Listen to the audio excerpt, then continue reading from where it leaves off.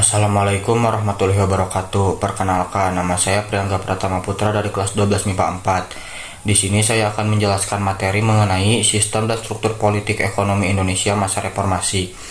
Pada masa reformasi, Indonesia mengalami krisis moneter, politik, hukum, dan kepercayaan secara bersamaan.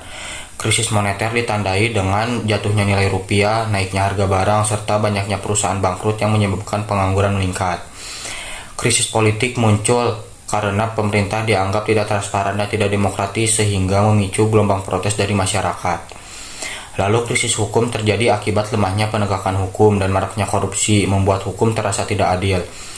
Semua hal tersebut akhirnya menimbulkan krisis kepercayaan di mana rakyat kehilangan kepercayaan terhadap pemerintah dan lembaga negara sehingga mendorong tuntutan reformasi dan perubahan sistem pemerintahan. Lalu tuntutan dan agenda reformasi.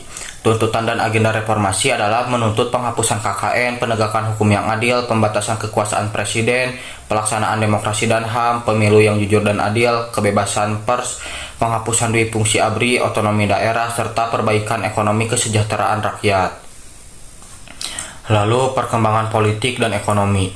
Pada masa pemerintahan B.J. Habibie, politik terbuka, pers bebas, ekonomi mulai pulih, serta dilaksanakannya pemilu demokratis dan otonomi daerah.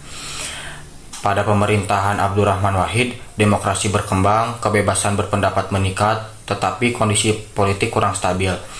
Lalu pada pemerintahan Megawati, politik relatif stabil, ekonomi membaik, dan fokus pada pemulihan pasca krisis. Lalu pada pemerintahan Susilo Bambang Yudhoyono, stabilitas politik kuat, ekonomi tumbuh, pembangunan infrastruktur dan peran Indonesia di dunia internasional meningkat.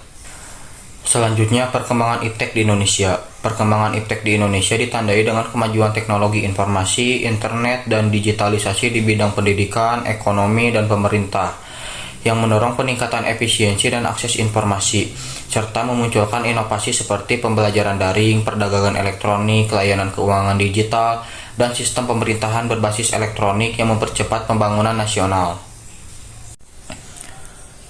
Sekian yang dapat saya sampaikan. Mohon maaf bila ada salah kata. Wassalamualaikum warahmatullahi wabarakatuh.